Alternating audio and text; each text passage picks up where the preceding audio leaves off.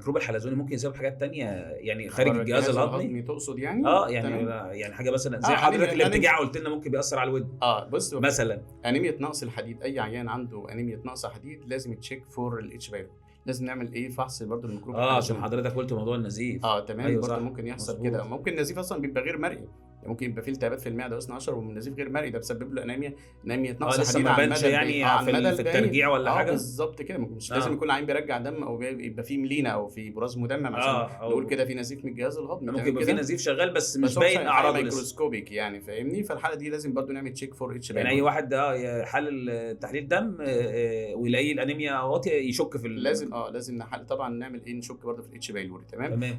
في حاجه نقص الوزن برضو، تمام، برضو بيعمل مال دايجيشن ومشاكل الهضم والقصه دي كلها. صعوبه في الهضم يعني. طبعا في زيك بتوع التغذيه دلوقتي بيطلبوا الاتش بايلوري، انت متخيل؟ خاصه اللي عندهم نحافه وكده لازم بيطلبوا لهم الاتش بايلوري عشان برضو لها علاقه، برضو ثبت لها علاقه بموضوع نقص الوزن. الغريب بقى كمان لها مشاكل في الجلد، يعني ساعات بيعمل طفح جلد كده. مشاكل في الايه؟ في الجلد، يعني في علاقه بالجلد ده.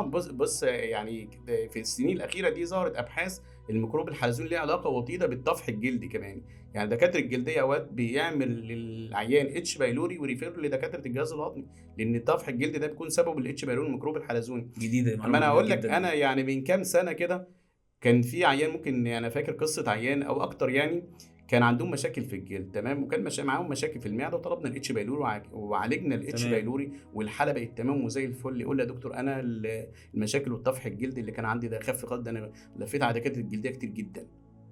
قلت ايه العلاقه يعني سبحان الله. كان في بقى ريسيرش ابحاث جديده بقى اتكرر العيان ده اكتر من مره. تمام. لغايه ما ظهر من كام سنه كده في علاقه بين الميكروب الحلزوني، ان ليه علاقه بالامراض الجلديه وخاصه الطفح الجلد وكده.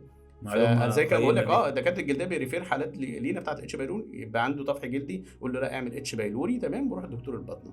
هو فعلا الميكروب شقي جدا. جسمه شقيه بقول لك. لا دكتور تمام.